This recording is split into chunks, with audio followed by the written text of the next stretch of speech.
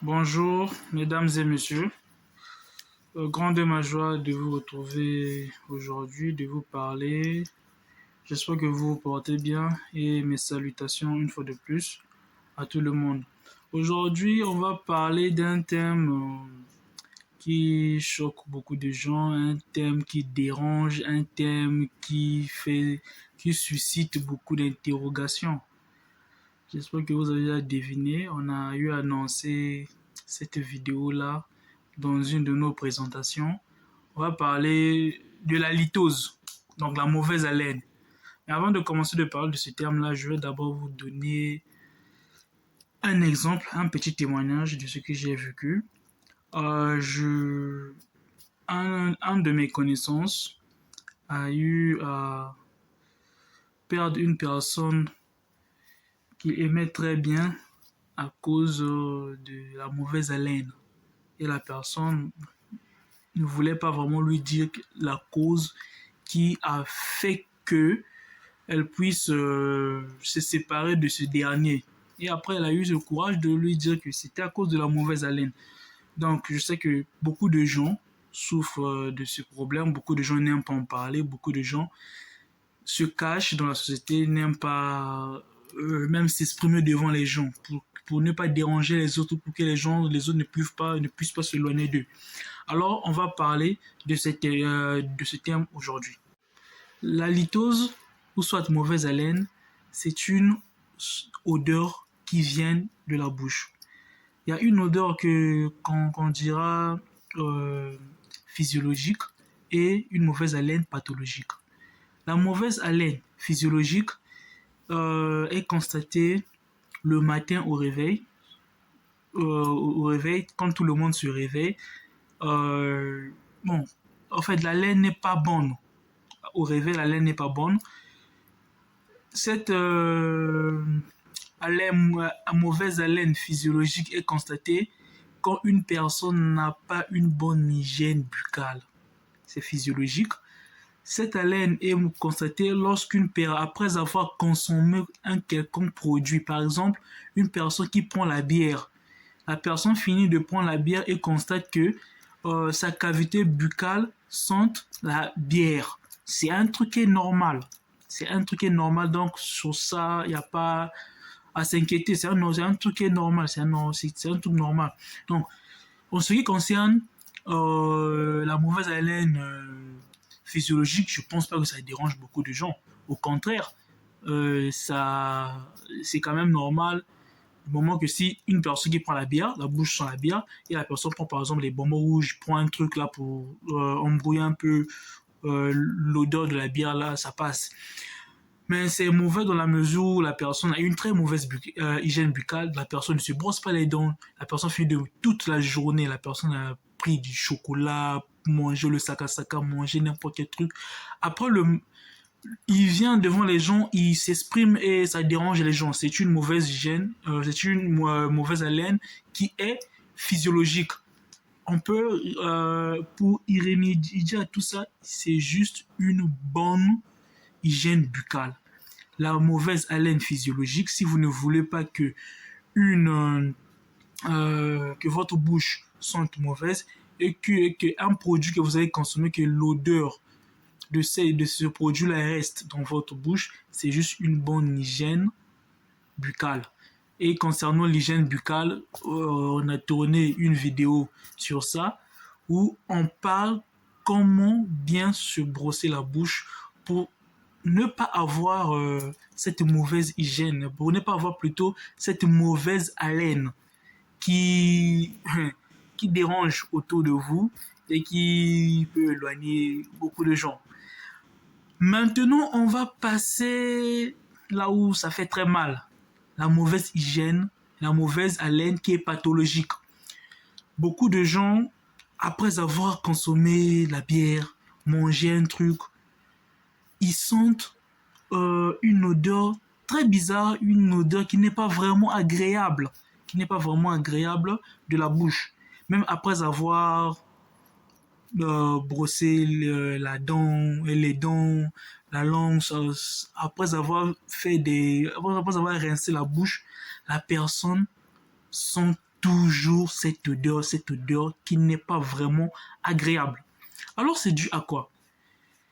Là, ce sont des pathologies, comme on a dit, une mauvaise haleine pathologie. Ça veut dire que là, c'est dû à une maladie.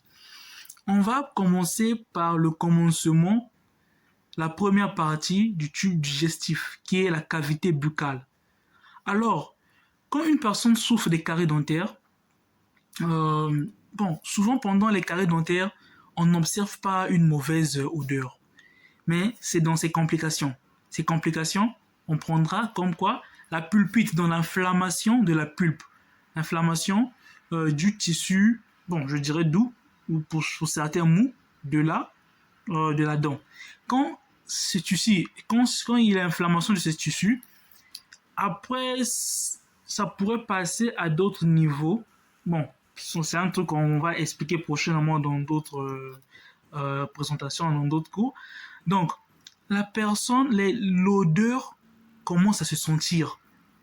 L'odeur de cette inflammation-là commence à se sentir. Donc, ce sont les caries dentaires. En dehors des caries dentaires, ce sont les inflammations de la muqueuse buccale, soit les maladies de la parodonte.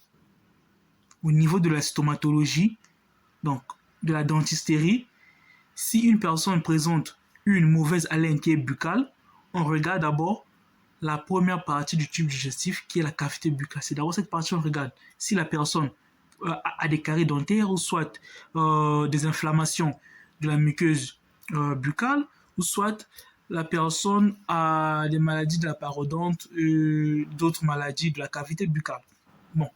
Les caries dentaires et ses complications, il y en a beaucoup.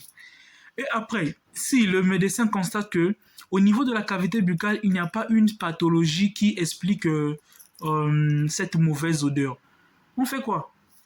On envoie d'abord, si c'est un chirurgien dentiste, on envoie d'abord chez un docteur qui gère le tube digestif, chez un gastro-entérologue. Alors le gastro-entérologue, lui, il va voir s'il y a une pathologie au niveau de l'estomac. Et après, il pourra dire s'il y a déjà une pathologie. Donc, c'est sûr que par des retours de gaz au niveau de la cavité buccale, que la personne ait une mauvaise haleine. Maintenant, si le gastro-entérologue ne retrouve rien, il dit que avec l'estomac, tout est intact, il n'y a pas de problème au niveau de l'estomac. Je vous assure que vous allez passer par beaucoup de docteurs. Vous devez aller voir si peut-être vous souffrez du diabète, peut-être vous souffrez des maladies respiratoires, rhinite, sinusite et d'autres maladies. Par exemple, aussi l'insuffisance rénale. Donc, en conclusion, ce qu'on peut dire que si votre mauvaise haleine, c'est juste le matin ou soit quand vous mangez un quelconque produit, vous sentez l'odeur de ce produit-là et ça vous dérange, après avoir brossé la bouche, il n'y a plus rien. Donc là, ne vous inquiétez pas, vous n'êtes pas malade, tout est normal, c'est une halitose qui est physiologique, c'est normal. Donc il faut juste bien se brosser la bouche, les dents, la bouche, tout ça, la langue plutôt. Maintenant, si vous voyez que vous brossez, mais ça dérange toujours, vous brossez, mais l'odeur qui sort, c'est pas l'odeur de la nourriture, soit du produit que vous avez consommé. C'est une odeur pas du tout agréable. Là, il faudrait d'abord savoir, si vous-même vous savez que vous avez des caries dentaires, le mieux c'est de soigner ces caries-là. Et après les soins de ces caries, soit des complications de ces caries, il n'y aura plus rien. Je peux vous donner un exemple. Je connais une personne qui souffrait de la litose, une mauvaise haleine. Alors la personne se plaignait. Je me brosse, mais ça sent toujours. Le gars fait quoi? C'est trop simple. Le gars avait mal à la dent. Le gars part voir un stomatologue. Il dit à un stomatologue que j'ai mal à la dent ici. Mais il n'a pas dit au stomatologue que j'ai une mauvaise odeur là. Il se gênait. Il ne voulait pas dire ça au stomatologue. Et après, quand le stomatologue a soigné la dent qui avait la carie, après, il n'y avait plus d'odeur. Donc, parlant, on comprend que une halitose qui est pathologique, c'est les soins. Pour vraiment finir avec la litose pathologique, pour tuer la litose pathologique, c'est soigner la pathologie, la maladie que vous avez. Si ce sont les caries, il faut voir un docteur. Et régulièrement rendre, comment on appelle ça, régulièrement visiter, faire des visites médicales ou des visites médicales auprès de votre stomatologue au moins une fois les 6 mois. Donc, en année, pendant toute une année, 2 fois. Et faire, comment on appelle ça, le détractage, hein? L'hygiène buccale. Le détractage, l'hygiène buccale professionnelle. C'est tout ce qu'on va dire concernant ce terme. S'il y a des questions, n'hésitez pas. Posez vos questions. Partagez la vidéo. Surtout, n'oubliez pas de partager la vidéo afin que les autres aussi puissent savoir ce qu'il faut faire pendant lorsqu'on a ce genre de pathologie. Et je profite pour dire que la page, ce n'est pas pour faire d'autres trucs. C'est pour sensibiliser surtout la population africaine aux maladies bucco-dentaires. C'est sensibiliser cette population parce qu'il n'y a pas vraiment de sensibilisation, raison pourquoi beaucoup de gens ne savent pas même qu'il faut voir un stomatologue une fois chaque 6 mois, ou soit il faut faire un détractage une fois au moins chaque 6 mois. Donc, il faut bien sensibiliser cette population-là afin que tout le monde soit au courant. Donc, merci pour le temps que vous avez accordé pour suivre cette vidéo. Merci beaucoup. Partagez afin que les autres aussi puissent connaître. Ok. Merci beaucoup. Ciao. À la prochaine.